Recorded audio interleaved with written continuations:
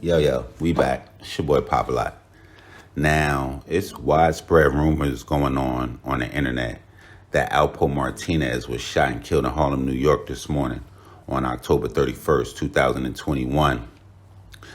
Though the information was publicly confirmed by the New York Daily News, it was also reported by On Smash that Alpo was struck multiple times in the chest by a hail of bullets fired from a passing vehicle on West 147th Street shortly after 3:30 a.m. They're going to say he was rushed to Harlem, but he could not be saved upon arrival. What On Smash noted in their article was they found it shocking that he was moving with his guard down and he was moving without the bulletproof vest that he has been seen in several videos. Now, as all of us know, I want to say within the last maybe 2 years, year and a half, Alpo has pretty much started to pop up outside. We first heard him in an interview, I want to say that Miss T was doing, where he called in. That was the first signs that he was out. He was active. Then it would be sightings of him at Jimmy Cafe, up and down Harlem.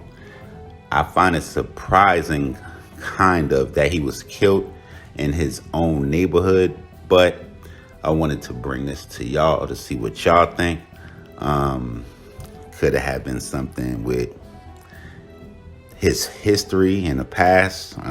We all know that he probably had a lot of enemies from the murders that he committed. Or could it be just a new random act of violence? As we all know, New York is just wow. Those hours, I like to call them graveyard shift, because we know that it's lurkers that's working and pretty much targeting high rollers. Wanted to see what y'all think.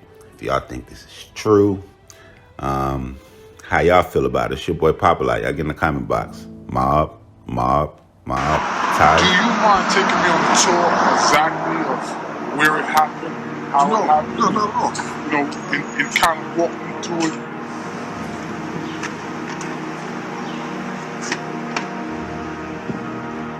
Right here where I was meeting Rich that night. And I pulled up right here.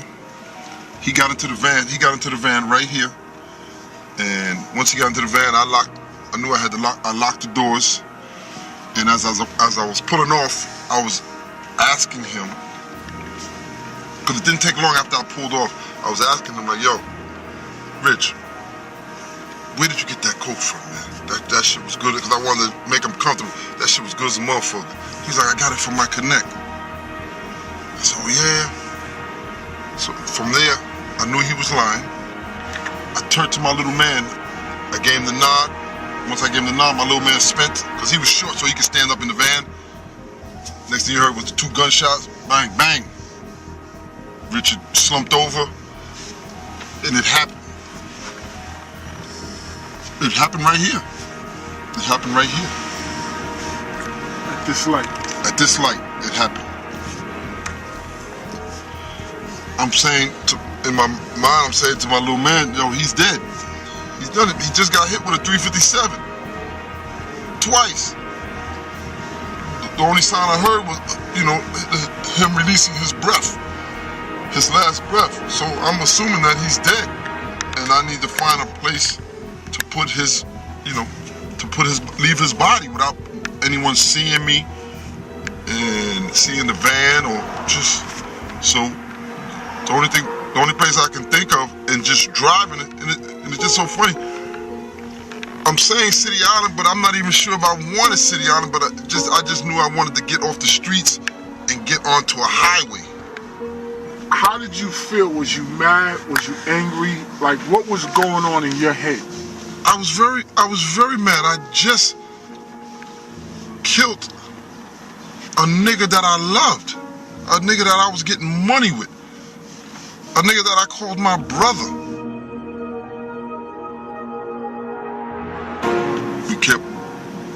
We kept driving this way, and until I can find a remote spot to leave the body. Go around this turn right here. Yeah, loop it real quick. It was somewhere over here. So I pulled over like right here, just threw the van up on as close as I can to the rail.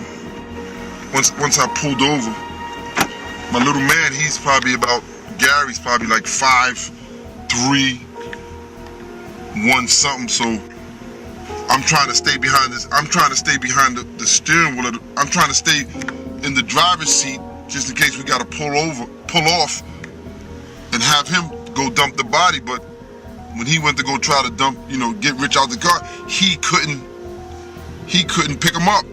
He couldn't pick him up. Rich was bigger than him, so he couldn't move him to put him in the woods and all that. So now I had to get out the van to go help him. And when I went to go help him, Richard made a sound. So that shit startled me. Like, oh shit, he's still alive. So I grabbed the gun. I grabbed the gun from my little man and put one in his head. And then I had to pick him up. And dump him in the woods and leave his body.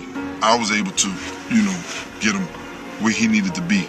And then we jumped back in the van, and I made sure I didn't skid off or anything like that to leave any kind of tracks. And we left. And we left, and the rest was the newspapers. The rest was history.